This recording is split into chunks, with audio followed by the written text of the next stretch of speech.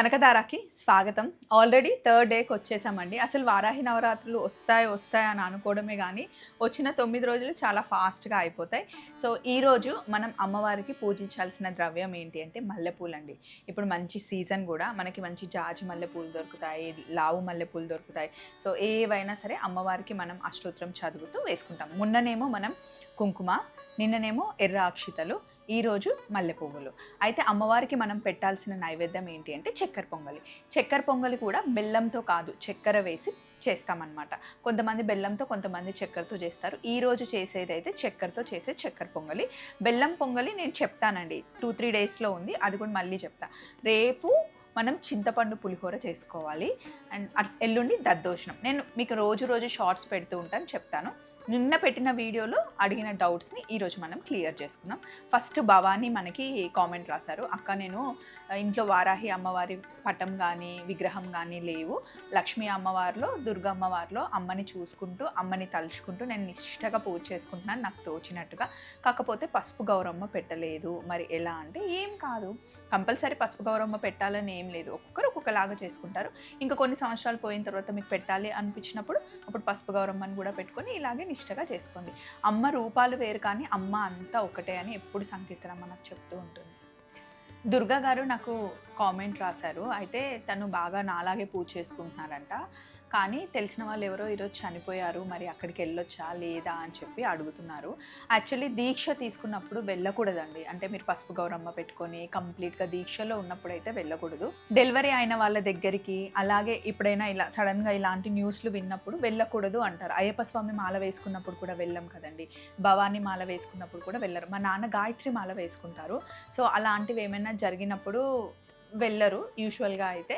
So కానీ మరి ఫ్యామిలీలో అంటే ఏం చేయలేము, కానీ మీరు వాళ్ళు అర్థం చేసుకుంటే కనుక మీ ఇంట్లో ఉన్న వాళ్ళు ఎవరినైనా పంపించి తర్వాత ఈ 9 days అయిపోయిన తర్వాత మీరు ఒకసారి వెళ్ళి కలవండి. ఎందుకంటే ఇంత నిష్టగా పూజ చేసుకుంటున్నారు కాబట్టి యాక్చువల్గా వెళ్ళకూడదు. నెక్స్ట్ ఇంకొక కామెంట్ వచ్చింది, అదేంటి అంటే నేను చక్కగా కలశం పెట్టి పూజ చేసుకుంటున్నాను, పొద్దున్న లెగిసేసరికి కలశం పడిపోయింది, నాకు చాలా భయం వేస్తుంది, దాని గురించి చెప్పండి అని అన్నారు. ఏం కాదండి, ఒక్కొక్కసారి అంటే మనం సరిగ్గా పెట్టకపోవచ్చు, కరెక్ట్గా కుదురుగా కూర్చోకపోవచ్చు. సో దాని గురించి మీరు అసలు ఏం టెన్షన్ పడకండి. మనసులో చక్కగా అమ్మవారికి దండం పెట్టుకొని మీరు చేయాల్సింది మీరు చేయండి. మీ సైడ్ మిస్టేక్ ఏం లేకుండా చేయండి. ఇన్ కేస్ అలా అయినా కూడా ఏం పర్వాలేదు, అవి అపశకునంగా మటుకి అస్సలు ఫీల్ అవ్వకండి. నెక్స్ట్ వీరరాఘవ్ గారు కామెంట్ రాశారు, అదేంటి అంటే పసుపు గౌరమ్మ పెట్టినప్పుడు నార్మల్గా ఉంది, కానీ నెక్స్ట్ డేకి పగుళ్ళు వచ్చేస్తున్నాయి అని చెప్పేసి. అయితే ఎవరికైనా అదే అవుతుందండి, కామన్గా అయ్యే ప్రాబ్లమే అది. కాకపోతే ఏంటి అంటే ఈరోజు మనం అమ్మవారికి పసుపు గౌరమ్మ పెట్టి పూజ చేసుకున్నాం కదా, నెక్స్ట్ డే మళ్ళీ అమ్మవారిని ఆహ్వానించేటప్పుడు మనం పసుపు గౌరమ్మ మీదే కదా, అంటే గణపతిని ఆహ్వానించేటప్పుడు పసుపు గౌరమ్మ మీద వాటర్ చల్లుతాం కదా, కొంచెం మీరు వాటర్ చల్లుతూ ఉంటే మళ్ళీ అది పచ్చిగా అవుతుంది. సో అలా క్రాక్స్ రాకుండా వాటర్ వేస్తూ ఉండండి, ఎందుకంటే క్రాక్స్ వచ్చి ఒక్కొక్కసారి ఊడిపోయే ప్రమాదం కూడా ఉంటుంది. సో వాటర్ వేయండి. అలాగే మనం పువ్వులు వేస్తాం కదా, చుట్టూ ఫ్లవర్స్ వేస్తే కనుక ఫ్లవర్స్లో కొంచెం తేమ ఉంటుంది, పసుపు గౌరమ్మ అలాగే ఉంటుంది. అండ్ కొంతమంది పసుపు గౌరమ్మ పెట్టి 9 రోజులు అయ్యే లోపల చిన్న పురుగులు వస్తున్నాయి, ఏం కాదా అంటే లోపల కుళ్ళిపోతుందేమో అలా అవుతుందంటే అవన్నీ ఫస్ట్ పక్కన పెట్టేసేయండి. అలాంటి థాట్స్ అన్నీ పక్కన పెట్టేసేయండి. అందులోనూ ఇది మనకి వర్షాకాలం కాబట్టి ఈగలు రావడం, చిన్న ఫ్రూట్ బీస్ అంటాం కదా, అవి వస్తాయి. కాబట్టి నేనేం చేస్తాను అంటే పసుపు గౌరమ్మ మధ్యలో ఉంటుంది, అసలు పసుపు గౌరమ్మ కనిపించకుండా మొత్తం చుట్టూ ఫ్లవర్స్ వేసేస్తా, అసలు చిన్న బీస్ ఏమి పైన ఆనకుండా మంచి డెకరేట్ చేస్తా అనమాట. సో మీరు కూడా అలాగే చేయండి. పసుపు గౌరమ్మ క్రాక్స్ వస్తుంది అంటే కొంచెం వాటర్ ఇలా చిలకరిచ్చేస్తే మళ్ళీ వెట్గా అయిపోతుంది. ఫస్ట్ అది ఇట్లా ఉంది ఇది అవుతుంది అది అవుతుంది అనే థాట్స్ మానేయండి, మంచిగా ఉండండి ప్రశాంతంగా. ఓం కూల్. నెక్స్ట్ ఒక కామెంట్ వచ్చింది, అందులో హాయ్ స్వప్నక్క, నాకు వారాహి అమ్మ కథ చెప్పరా, ఒక్కొక్క దాంట్లో ఒక్కొక్కలాగా చెప్తున్నారు, అయితే మీరు చెప్పండి కరెక్ట్ కదా నేను వింటాను అంటే, నాకు తెలిస్తే కదా నీకు చెప్పడానికి, నాకు జస్ట్ వారాహి అమ్మ అని తెలుసు. వారాహి అమ్మ మీద నాకు ఎలా నమ్మకం వచ్చిందంటే, అంతకుముందు 5 years బ్యాక్ అసలు వారాహి అమ్మ అనే ఒక రూపం ఉంటుందని నాకు తెలుసు. అప్పుడు పూజ చేసుకోవాలి అని కూడా నాకు తెలియదు. నేను కూడా మీరు ఎలా యూట్యూబ్లో చూస్తున్నారో అలాగే చూస్తున్నాను. అయితే వారాహి అమ్మ లలితమ్మ వారికి సేనాధిపతిగా ఉంటారు, చాలా ఉగ్ర రూపంలో ఉంటారు. అమ్మని మనం ఏ రూపంలో చూస్తే అమ్మ ఆ రూపంలో మనకి కరుణనిస్తుంది, అమ్మ అలా చూస్తుంది అని చెప్పేసి నేను కథ విన్నాను. వారణాసి వెళ్ళినప్పుడు అక్కడ అమ్మవారిని దర్శించుకున్నాక నైట్ అంతా సంచారం చేస్తారు. లలితమ్మ దగ్గర అమ్మవారు ఉంటారు అని నాకు తెలుసండి. అయితే వారాహి అమ్మ మీద నాకు నమ్మకం, అమ్మతో పూజ చేసుకోవాలి, అమ్మ పూజ చేయాలి అని నాకు ఎలా అనిపించింది అంటే, ఒక 5 years బ్యాక్ నేను మా ఆయన అంటే అంతకుముందు ఎవ్రీడే మార్నింగ్ మేము వాక్ చేస్తూ వెళ్ళేవాళ్ళం అనమాట. మార్నింగ్ 5 kilometers నేను మా ఆయన డైలీ వాక్ చేసేవాళ్ళం. సో ఒకరోజు ఏంటి అంటే రెగ్యులర్గా వెళ్ళే రూట్ అది, ఇట్లా స్ట్రేట్గా వెళ్ళి రైట్ వెళ్ళి మళ్ళీ లెఫ్ట్ వెళ్ళాలి. సో నేను మా ఆయన ఇద్దరం నడుచుకుంటూ వెళ్తుంటే ఫస్ట్ నేను ఇట్లా రన్ చేసుకుంటూ రైట్ తీసుకొని మళ్ళీ లెఫ్ట్ తీసుకోగానే రోడ్డు మీద, ఇంత చిన్న రోడ్లో మొత్తం రోడ్డు కవర్ చేస్తూ పెద్ద పంది కనిపించిందండి నాకు, పెద్ద పిగ్ కనిపించింది. నాకు చాలా భయం వేసి మళ్ళీ రివర్స్ పరిగెత్తుకుంటూ మా ఆయన దగ్గరకు వచ్చి, అక్కడ అంత పెద్ద పంది కూర్చొని ఉంది, అసలు అంత పెద్దగా ఉంటుందని నేను ఎప్పుడు చూడలేదు, నాకు ఫేస్ చాలా క్లియర్గా కనిపిస్తుంది అని చెప్పి మా ఆయనకు చెప్తే, అంత పెద్ద పంది ఎక్కడైనా ఉంటుందా, ఒకసారి రా చూద్దాము అని చెప్పేసి వెళ్ళి చూస్తే అక్కడ ఏం లేదండి, అసలు ఏమీ లేదు రోడ్డు మీద. బట్ ఆ రూపం మటుకి నాకు అట్లా లాక్ అయిపోయింది అనమాట కంప్లీట్గా, ఫుల్. ఇప్పటికీ కళ్ళు మూసుకుంటే నాకు క్లియర్గా కనిపిస్తుంది. ఇంటికి వచ్చిన తర్వాత మా మమ్మీని అడిగా, ఏం కాదు వారాహి రూపం, అమ్మవారు, నీకు వారాహి అమ్మ తెలుసా, ఒకసారి చూడు అని చెప్పి మా మమ్మీ అప్పుడు చెప్పింది. తర్వాత కానీ ఎప్పుడు ఎవ్రీడే నాకు ఆ రూపం కనిపించేది. తర్వాత నేను కాంతార మూవీ చూసాను. కాంతార మూవీ చూసిన తర్వాత ఎక్కడో కొంచెం కనెక్ట్ అయ్యాక అప్పుడు నేను సంకీర్తనమ్మని అడిగితే, అమ్మవారు ఇలా ఉంటారు, అమ్మ ఇలా ఉంటుంది, చాలా పవర్ఫుల్గా, అమ్మని పూజిస్తే చాలా బాగుంటుంది, నీకు కనిపించింది కాబట్టి సో అమ్మ పూజ చేసుకో, నువ్వు బాగుంటుంది అని చెప్పారనమాట. సో ఆ ఇయర్ నేను ఏం చేయలేదు. నెక్స్ట్ ఇయర్ నుండి ఇంకా ఇది 3rd year నేను వారాహి అమ్మ చేసుకోవడం. నిజానికి కరెక్ట్ కథ అడిగారు కదా, నేను కూడా ఒకసారి చూసి ఏది కరెక్ట్ కథనో మీకు లింక్ ఇవ్వడానికి నేను ట్రై చేస్తాను తొందరలో. అండ్ ఇంకొకటి కామెంట్ వచ్చింది, అదేంటి అంటే 12 నామాలు చెప్తున్నారు కదా స్వప్న, ఒక్కసారి అది వాయిస్లో చెప్తారా అని. ఆ 12 నామాలు మనకి అష్టోత్తరంలో ఉంటాయండి. ఇప్పుడు మీరు అష్టోత్తరం ఒకసారి విన్నారనుకోండి, అందులో ఆ 12 నామాలు మీకు వినిపిస్తాయి, ఒకసారి వినండి. అష్టోత్తరం కూడా మీకు చేయడం రాకపోయినా, లేకపోతే ఎలా చేయాలో తెలియకపోతే వారాహి అష్టోత్తరం అని మీరు యూట్యూబ్లో టైప్ చేస్తే కనుక అష్టోత్తరం వస్తుంది. ఈ 9 రోజుల్లో ఒక్కరోజు 2 రోజులైనా మీరు ఖచ్చితంగా వారాహి అష్టోత్తరం వినడానికి ట్రై చేయండి. అండ్ ఈరోజు సాయంత్రం 3వ రోజు ఖచ్చితంగా మీరు కందదీపం పెట్టుకోవాలి. కందదీపం ఏముందండి, కంద మొదలు ఉంటుంది కదా, అక్కడ మొత్తం ఇలా మీరు నీట్గా తీసేసి కొంచెం లోతుగా తీసేస్తే మనం నెయ్యి వేయడానికైనా నూనె వేయడానికైనా దీపంలాగా వస్తుంది. అందులో మీరు నెయ్యి అయినా వేసుకోవచ్చు, నూనె అయినా వేసుకోవచ్చు. నేనైతే నెయ్యితో దీపం వెలిగిస్తున్నాను. కొంచెం లావు ఒత్తి వేసి సపోర్ట్ పెట్టేది ఉంటుంది కదా, పెట్టేసి దీపం వెలిగించుకోండి. 3వ రోజు ఖచ్చితంగా కందదీపం వెలిగించాలని చెప్పారు. నెక్స్ట్ ప్రియాంక కామెంట్ రాశారు, అక్క నేను పసుపు గౌరవం అని పెట్టకుండా కాయిన్ పెట్టానక్క, ఓకేనా అని అడుగుతున్నారు. నాకు అసలు తెలియదండి, అంటే పసుపు గౌరమ్మ కొన్నిసార్లు పూజ పెట్టుకొని చేస్తాం, కొన్నిసార్లు పెట్టుకోకుండా చేస్తాం. బట్ కాయిన్ పెట్టి చేస్తారో లేదో నాకైతే తెలియదు. తెలిసిన వాళ్ళని అడగండి, గుళ్ళో పంతుల్ని కానీ మీ ఇంట్లో పెద్దవాళ్ళని కానీ అడగండి, లేకపోతే యూట్యూబ్లో ఎవరైనా చెప్తారేమో ట్రై చేయండి.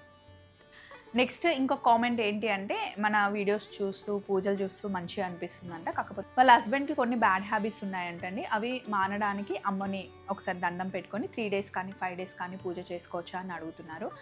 3 days చేసుకోవచ్చు, 5 days చేసుకోవచ్చు, 1 day చేసుకోవచ్చు. మీకు కుదరకపోతే ఈ నవరాత్రులు కాకపోయినా రోజైనా అమ్మకి చక్కగా మీరు మొక్కుకోవచ్చు అండి. మీరు అమ్మని పట్టుకోండి, ఇంకా అంటే అమ్మ మీద నమ్మకం పెట్టుకుంటే ఏదైనా అవుతుంది. అమ్మవారు మనకి ఒక్కరే, కాకపోతే రూపాలు వేరు. అందులో వారాహి అమ్మ రూపం అనమాట. ఇప్పుడు అమ్మ నవరాత్రులు కాబట్టి మీరు ఖచ్చితంగా 5 days అన్నా 3 days అన్నా చేసుకోండి అని గట్టిగా అనుకోండి, అయిపోతుంది. హాయ్ ఆకాంక్ష, నిన్న ఆకాంక్ష మనకి కామెంట్ రాశారండి. ఏంటి అంటే, అక్క నేను ఇంట్లో చేసుకోవడం కుదరదు అక్క, నాన్ వెజ్ కూడా తింటారు, నాకు దేవుని రూమ్ కూడా సపరేట్ లేదు అంటే నేను టెంపుల్కి వెళ్ళి అమ్మ దర్శనం చేసుకోమని చెప్పాను.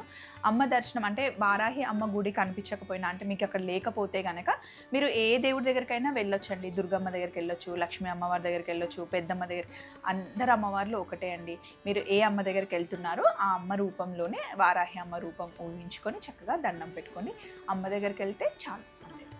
నెక్స్ట్ రాము గారు కామెంట్ రాశారు, ఏంటి అంటే, ఫస్ట్ రోజు నిమ్మకాయ పెట్టమని అమ్మ చెప్పారు కదా అక్క, మీరు కూడా చెప్పారు, నేను పెట్టడం మర్చిపోయాను, పసుపు అది నిమ్మకాయ పెట్టమన్నారు కదా, మరి ఫస్ట్ రోజు మర్చిపోయాను కదా, ఎప్పుడైనా పెట్టుకోవచ్చా, ఫస్ట్ రోజే పెట్టి కంటిన్యూ చేయాలంటే మర్చిపోయారు కదండి, పర్వాలేదు, మిగిలిన డేస్ అయినా పెట్టుకోండి, ఎప్పుడైనా పెట్టుకోండి.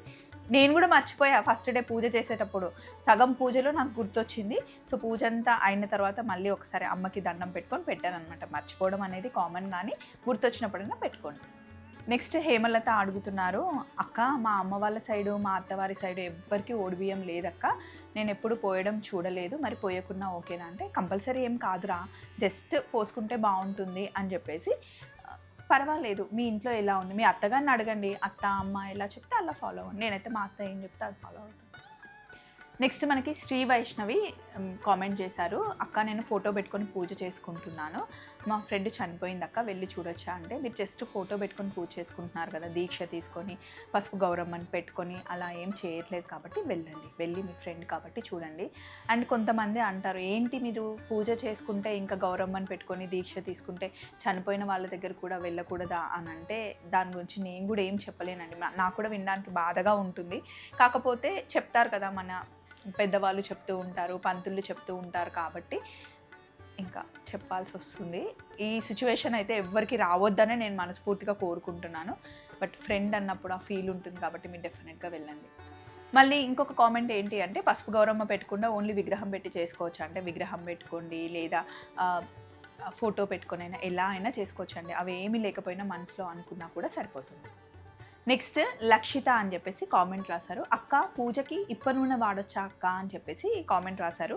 అయితే వాడొచ్చా వాడొద్దా అన్నది 100% నాకు తెలియదండి. సో ఒకప్పుడు ఎన్నమ్మా 5 years బ్యాక్ 10 years బ్యాక్ ఎవరో చెప్తే మా అత్తమ్మ తీసుకొచ్చిందండి ఇప్ప నూనె, తీసుకొచ్చి మేము వెలిగించే వాళ్ళం. అది కంప్లీట్గా ఫుల్గా అయ్యేంత వరకు దీపం మాకు వెలగకపోతుండే అండ్ చాలా జిగుటగా ఉండేది.